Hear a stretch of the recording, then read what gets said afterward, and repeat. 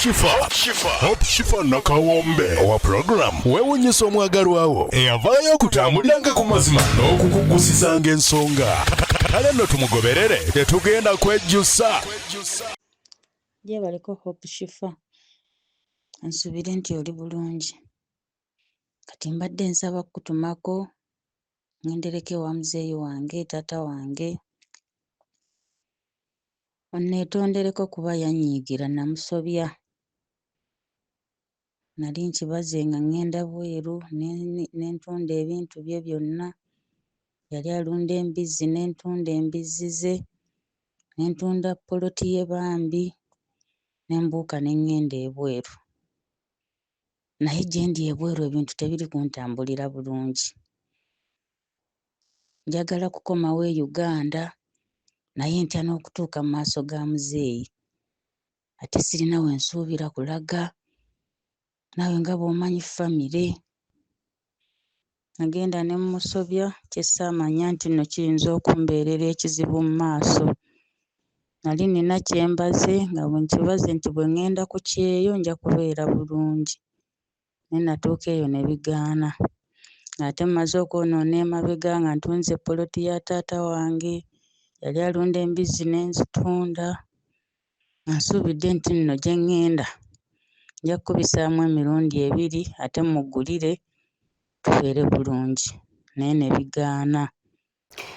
Okay, mikwano omulungi atulaba ku program wewunyisa omwagalwawo surprise your loved one nga bulijjo mutulabye mu lugendo ate muwulirizaako ku mboozi ezimu ku ebyo nga mwana muwala alaajana asinzidde Oman bambi alaajana alina obulumi bwe ayagala baddemu bakonekitinge ne taata n'atuyitamu through us ku surprise n'agamba Shifa sina na birabo bingi lwa nsonga ndudde okwogerezeganya ne taata kati obudde buno neebuuza ntandikirewa ngule suuti emugasa eki ngule eki kusinziira ku byabaawo n'enjagala ndabe wentandikira ngezeeko okutereeza ebyayonooneka.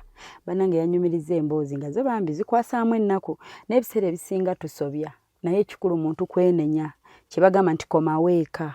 So ayagala kukomawo waka. Mu budde bonna akomawo Uganda naye yeebuuza nnyingidde ntya ewaka. Home ne boolagawa oba wa home is always the best. Ewaka waba waka eŋŋanda ziba ŋŋanda. Mwana muwala bw'atyo atukaabiridde ekyeyo kimusaze talina mikisa mu byakola. Ssente gwe yalina boyfriend we oba bbaawe gwamanyi nti akola naye beezimbe ssente zonna aziridde kati ayagala yeetondere taata akomewo beerabe addeyo bupya ku kyeyo ewaka atyayo. Wabula ntuuse taata waali taata abadde wa kunoonyanoonyamukko bibadde biwanvu okusinziira gye twali tumusuubira ng'ate taliiyo. Musajja wattu bw'agenda akola bupakasi tabeera mu kifo kimu we bamuyitidde akalimo waalaga. Ebyo byonna nga muwala we yabimutuusaako okusinziira bwe muwulidde. Yatunda ebintu n'agenda ku kyeyo nga tebakkaanyizza ne taata. N'amuyita emabega biwanvu ne katusooke tutuukeyo tulabe kyekigenda mu maaso naye nga nsuubira we tutuuse okusinziira bwe batulagiridde wano waali mu budde buno. Tubaagala nnyo naye nga nyongera obbajjukiza nti Hypex Studios ku lw'ebifaananyi ebirungi ne videography gwe wenna alina omukolo gw'osuubira okuba ng'oteekateeka weekwate aba Hypex bali awo ku Busaabala Road Najjana Nkumbi niya Cobbins Hotel beekwate mukwano obeere ng'ate ofuna services ennungi ennyinnya ddala maaso awo ngenda kubanga mbasomera ennamba yaabwe gwe wenna asuubira okubaako ky'oteekateeka birthday mbaga kwanjula kiki kyonna ky'olowoozaako babayita Hypex Studios be bagenda okukwasaganyiza ekintu kyo omukolo gwo gubeere gwa kitiibwa bulungi nnyo ddala. Beekwate mukwano ngenda bamba wa contacts ate gwe wenna asuubira okuba ng'okomawo e Uganda ng'oyagala woowummulirako mu mirembe nga waliwo security nga wayonjo nga tolina kyeweeraliikirira kwegamba nga weebaka otulo otwo ne tuggwayo azini kye bayita okuwummula babayita Bunga Comfy Homes era maaso awo ngenda kubamba wa ennamba z'essimu era weeziri awo ku screen beekwate babayise Bunga Comfy Homes. It's a home away from home. Ojje owummule orelaxing obeere nga mental obwongo bukola bulungi nnyo. Akansooka ensange muzeeyi kubanga bwe ndwawo tuyinza omumisinga out. Baŋŋambye abeera mu kifo n'omuyita n'omugamba nnimiraako wano Olulimbi n'omugamba kati nkoleraako kino so ntuuse mu kitundu nsuubira nti ndabika mmulengera n'omulengera okusinziira ku kifaananyi kye nnina n'endagiriro ne bye bamuŋŋambyeko n'okusinziira bwe baŋŋambye nti ayinza oba ali wano niyinza okuba nnina gwe nnengera ayinza obba amufaanana kye nsuubira naye katugendeyo tulabe mutusabire. Zimanyi zino program ziba nzibu ezo kwetonda ezo ate mwami wange kino mukyala wange kino taata wange namusobya nabba naye nga bambi mutugoberere temuvaako.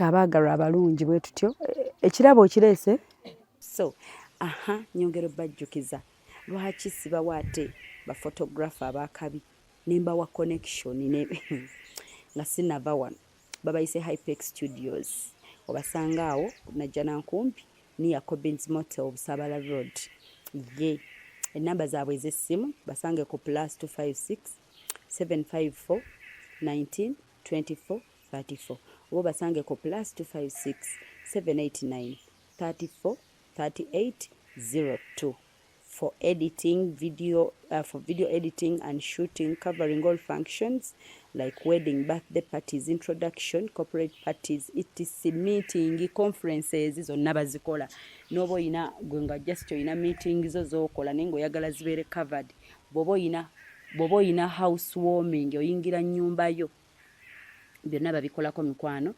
beekwate babayise Hypex Studio. Tutuuse banaye bampe ku kirabo kya muzeeyi tugendeyo abeeno banaye mujebaleko eno kale tulonyaako mwami Richard Bugwe omwagala yenze bannange yeggwe banaye ntuukidde walungi jebaleko kali maama sibeta nno ssebo sibera nene bulungi ssebo kiki oba oba kiki tewali buzibu toweeraliikirira ndaba kamera eyo nno ngenda kunnyonnyola ensonga eziriwo banaye tukusanze ku mirimu gyebali kale nnyabo kakati munnange tulina engeri gye tutera okukikolamu bwe tuba tukyalidde omuntu ne kamera zaffe ezo tukyalamu bulungi omuntu ne tumugamba nti teeba osuubira ndiba tetugenda kukuzzamu ebyo ekituufu ekiriwo tulina omuntu yatutumye tukuleetereyo ka surprise obulabo obutonotono ng'ayagala okukusiima nti we bali kubeera taata mulungi ate era ng'akwetondera ku byonna ebyabaawo ebirabo ogenda biraba biri muno si bingi nnyo kusinziira naye tulina muwalawo yasinzidde ebweru gyali kyemmanyi omutegedde asimutegeera bulungi mukubire ku simu mpulire muzeeyi oli professional kantu kano onyumye oli bwoti omulaba ali bwati asigadde ku mulimo gwe nze nga tebuvaako manya nti engalo zaffe za kyalo engalo zaffe za kyalo zirima naye muzeeyi mbusobodde nange olabye kanyongere mu speedi nga gwe so muzeeyi omwana muwala ono bambi asaba omusonyiwe kamukubire kale mukubire kompu mukubire owulire kyagamba kale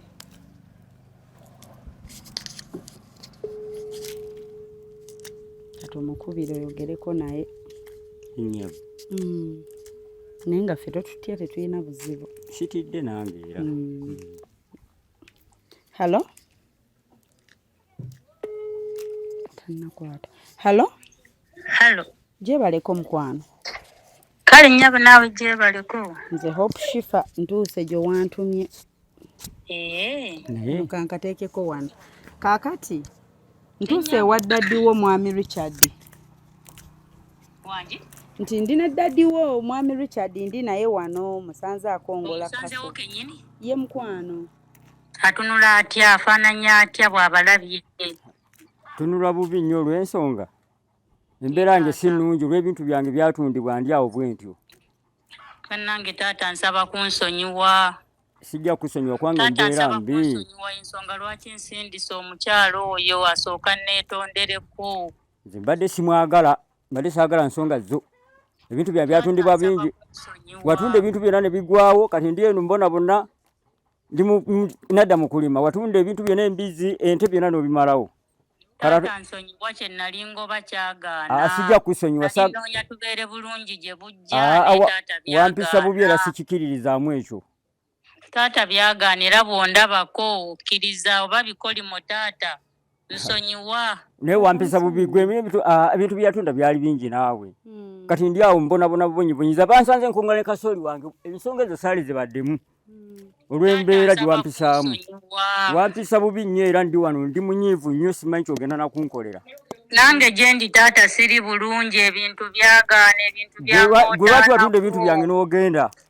Wali badde obirekawo n'obisangawo ng'okomyewo. Kati ndi wano mbonabona bubonyibonyi ndowooza taata saamanya nali nsuubidde nti kyennoonya kye kiyinza otuyisaawo saamanya taata. Ebintu tewaali bitunze wali badde obirekawo olw'ensonga bye byali tugezeseza mu maaso.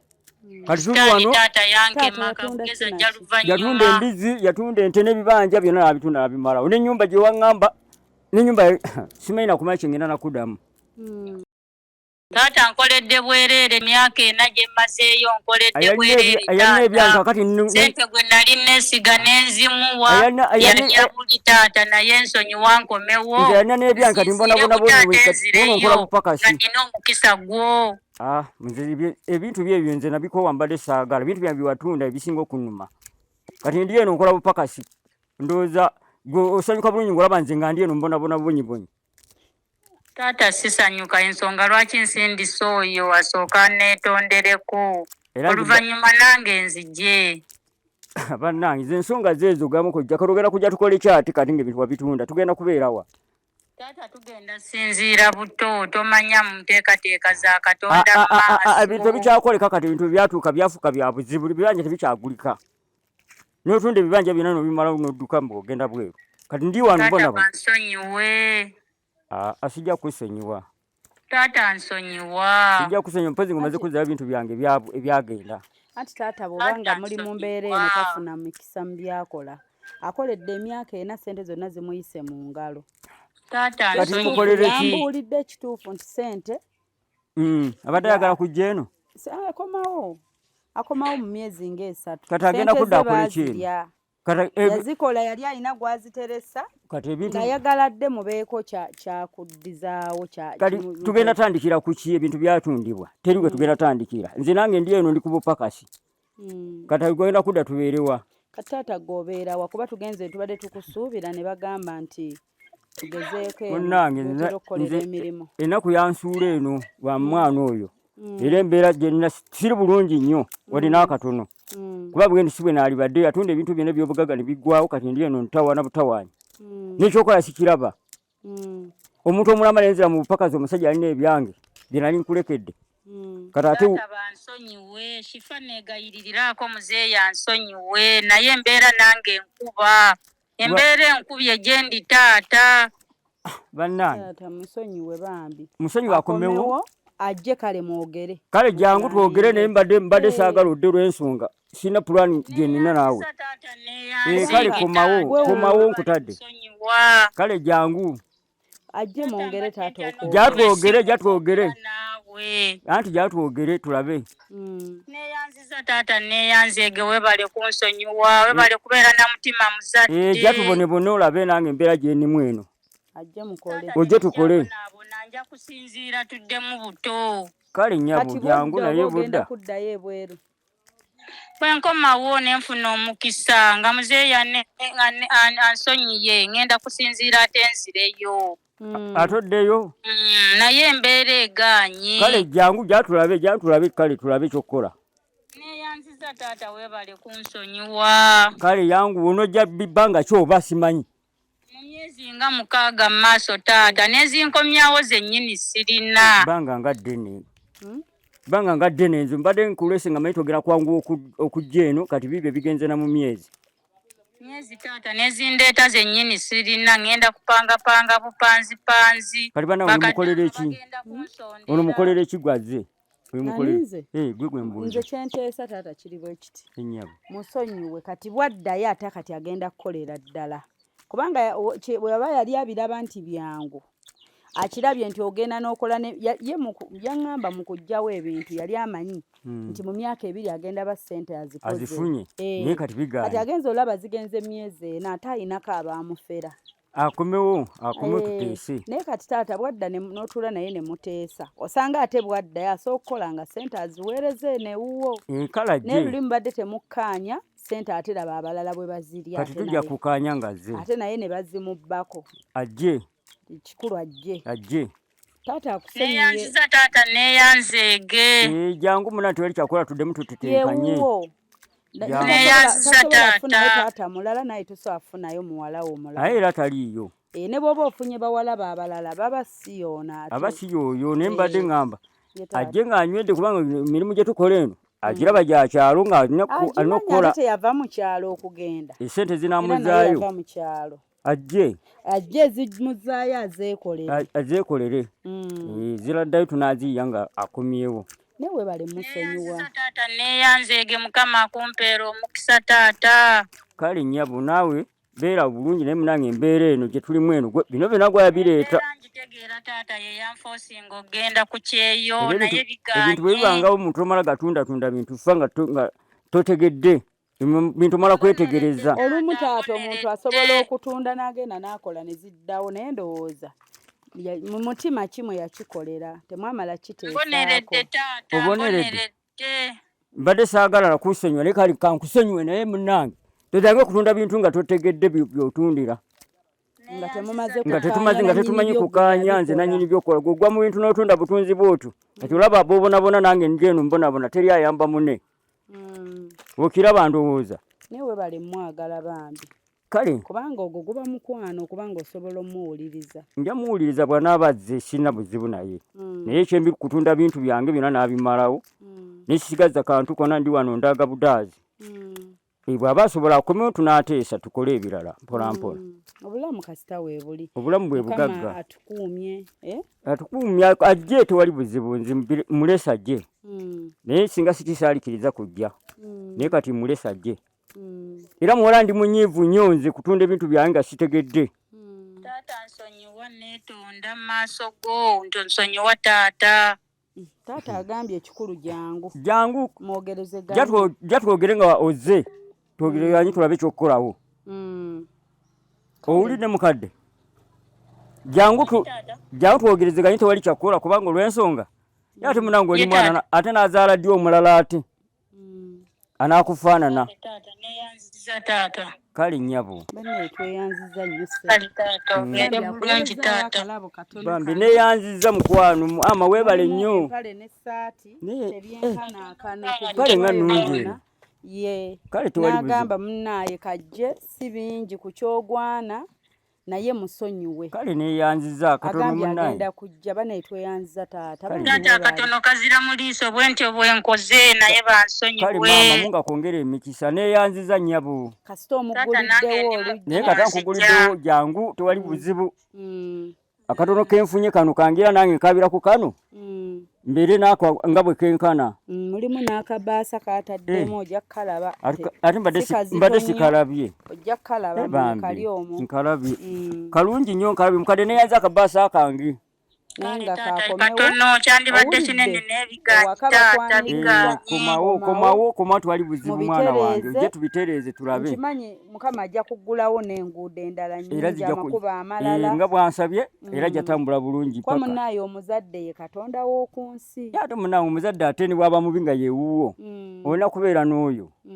Neeyanziza tewali buzibu. Bane taata tweyanziza bane kali mukwano mwebale kujja. Taata muwadde kuhaga ku lulo bane badde neyanziza madamu Shifa neyanzeege. Ye mukwano. Mukama akubeera omukisa. Ojja kuba otubuulirako ng'otuwa updates bwe binaaba bitambudde. Nja kuba nkukubira. Kale mukwano. Kale nnyabo neyanziza nnyo. Kale bambi.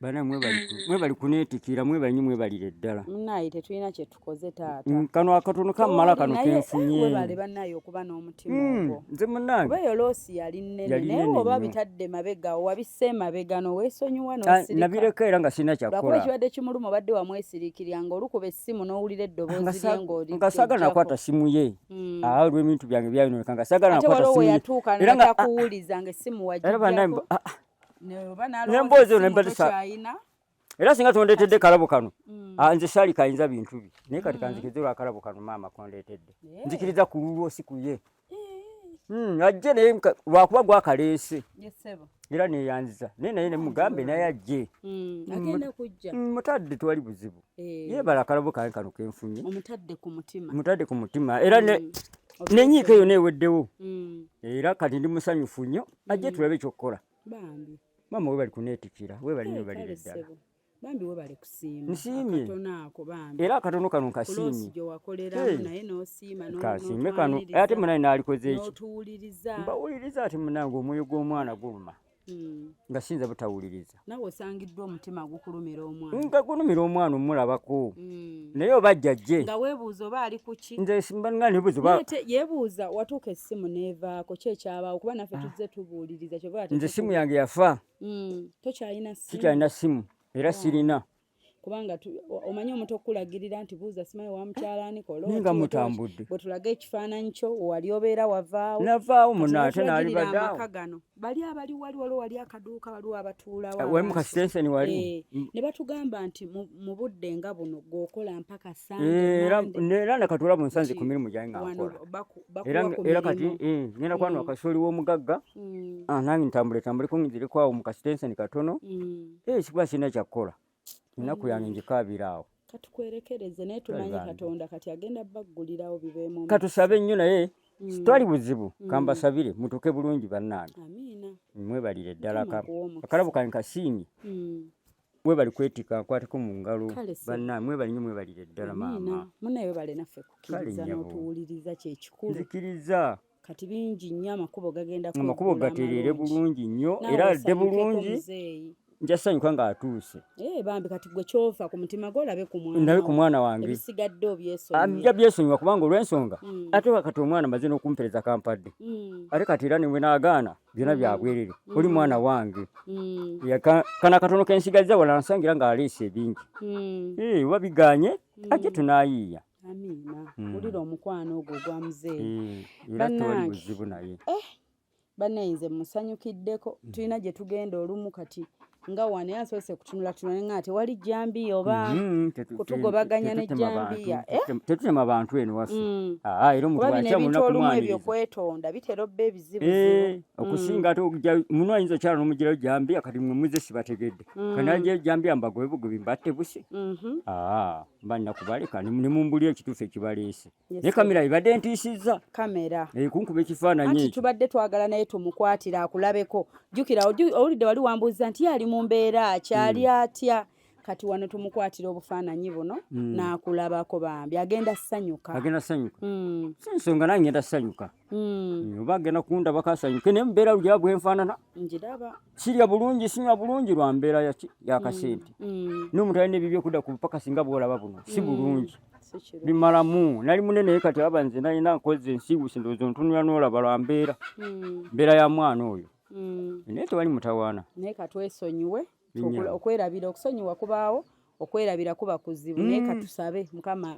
agonze emitima tubyerabire manyi bonaamulaba n'ayogera naawe mu buntu nja ssanyuka ng'amulabye naye mbadde munyiivu nnyo naye kati nja ssanyuka ng'amulabyeko oba jjajje sirina buzibu naye omwaniriza nja mwaniriza bulungi nnyo naye embeera ndowooza namwe mugirabye tugirabye mukwano temunana kemundekeddeeyo wadde kalala kantu temuna kemumpaddeyo katulabe naffe ketunaaba tuyinayo Junior tolinako omulekeddeyo muzeeyi ogenda funako omulekera muzeeyi kale naba neyanziza bannanga wanje kuba mugenda kulwawo oluusi omuwala agenda kulwawo kudda eno ate naye mumbeera gyerimu mugiraba mundekera ako akantu nange nfuna keneeyiyamu maama n'akabaasa kajja kukusanyusa sinnyo naye kale njakasimulanibonajja katulabe ebirala katonda bw'abitambuza amiina Okay, mikwano omulungi atulaba nyongera bajjukiza nti Hypex Studios bali awo ku Busaabala Road najja nankumbi ni ya Cobbins Hotel beekwate go wenna alowooza okubaako omukolo gw'oteekateeka omukolo gwonna kwanjula mbaga kuhinjira anniversary birthday engagement kyonna ky'olowooza okukola babayise Hypex Studios basange ku 0754 192434 oba basange ku 0789 34 3802 oba jangu mu inbox yange ngambe nti Shifa njagala namba y'aba Hypex Studios nina omukolo gwendowooza okubanga ate nteekateeka bwenti ate nyongero bajjukiza nti gwe wenna akomawo e Uganda okubanga owummulako ng'okomawo kulya ku ssente nga weebuuza nninza kusulawa wensobola okutrustinga n'obulamu bwange nga waliwo security nga wayonjo nga buli kimu kiri malidaadi saana nkugambye kwata bukwa suitcase yo parkingamu ngoye zo toleetika kitanda toleeta mufaliso internet eri fast ekola bulungi nnyo ddala amazzi gali clean security parking and everything babayise Bunga Comfy Homes obasanga ku plus to 0772461976 oba nobasanga ku +1 6175952751 oba nobasanga ku 0701260881 enamba ziri ku screen babayise Bunga Comfy Homes era nga batukolera homes ezo bali mu America kati baddira concept za America ne bazituleetera e Uganda wane Bunga awo kumpi nnyo ddala ate nga wangu nnyo okwakisesinga ekibuga wonna weeyagala okugenda express ojja accessinga mangu ekibuga okya accessinga mangu buli wamu babayise Bunga Comfy Homes ate nga mbajjukiza nti gwe mukwano yitirako awo ku Hosh Fashions and Bridal bali awo ku Shero Ebulenga oba wagireko balina gowns ez'omulembe balina changing dresses balina gomes egenda buli wamu okutandikira kweziika okutandikira kwegenda ku buko bakutwalako wanazaala jangu tukudesigning egomes otuuke wali ogambe bannange bagambe bannange atono mukamwana yazze bambaza ku buli kyomanyi nti mukolo prom parties wedding kwanjula kuhinjira kukyala mujjenze kennyini Shifa mbeekolereko ddala sijja badisappointinga ye mikwano mbagala nnyo sigadde nze nakawombe Shifa Hope nsanga ku 0782101569 0702562157 bye muzeeyi waffe mukama kuume ye obeere bulungi yesebo ab'emmotoka tebabawerekera tubawerekera tusanze ne ku mirimu gya mukamaawo kati kano ko kano ko tojja kasobola byuma bya muzungu kale muzeeyi mukama akuume kale bye yesebo alright mikwano wetutyo kale sebo ye okay wetutyo I've just reminded myself nti we twakyalange wajjajja mu kyalo nga nyumirwa jjajja wange nga agamba abeeyo yeah that's why I was like kale mzeeyi bye like oba kabanga kategeeza ki okwewerekereza nti kale abeeyo mugamba ki mweraba mmwe munveeko bye Hope Shifa nakawombe owa program weewuunyisa omwagalwawo eyavaayo okutambuliranga ku mazima n'okukugusisanga ensonga kale nno tumugoberere tetugenda kwejjusa